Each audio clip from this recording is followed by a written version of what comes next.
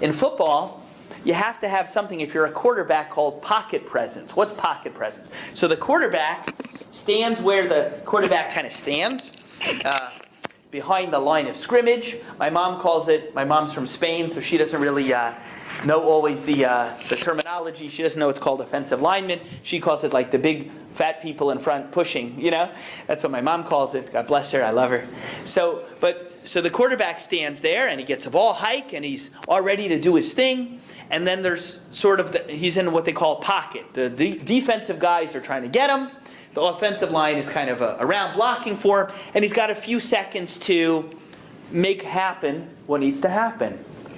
Okay, so what do many quarterbacks do? Well, they try to get rid of the ball as fast as they can to somebody who seems open. That's one approach. Or they could take off running. That's a second approach. Now, in the quarterback world, there's something that they call pocket presence. And that is a person is able many times to stay in the pocket. They feel the pressure coming. They feel the defense getting close. They feel it collapsing around them. But they stay in there. They're able to stay in there long enough in the pocket, with the pocket presence, that they're able to actually make a play that wouldn't have been available. Because sometimes the guy they want to throw to is covered. But if they can hang there another moment or two, a little bit longer, the guy will be open. And some of the longest plays, some of the biggest gains happen in football, for example, for a team when the quarterback is able to stay in the pocket, not take off running, not be scared, and not just throw the ball out of bounds, but he's able to have the pocket presence and deal with the pocket pressure. You with me so far? Same thing happens in life. The same thing happens in life. A lot of times we'll feel the pocket pressure. Social circumstance, I'm not comfortable. Business circumstance, I'm not comfortable. I'm on the phone with someone, trying to sell something. I'm trying to set up a meeting.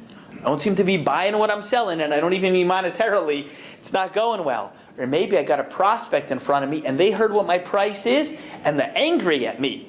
They're raising their voice. So you know what some people do? Salespeople, they hang up the phone on themselves. Did you know that?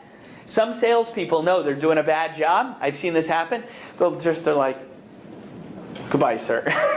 Because they're just so unprepared. They're not professionals. They just hang up on themselves. They don't know what to say, what to do. I'm telling you, in life, you have to have pocket presence. When you feel fear, don't run away. Stay in there a little bit longer. A lot of times, if you'll stay in that moment when the person's not happy with you or it's not going well, stay in there when you feel the pocket collapsing. That other person is feeling the pocket pressure too, in his own way or her own way.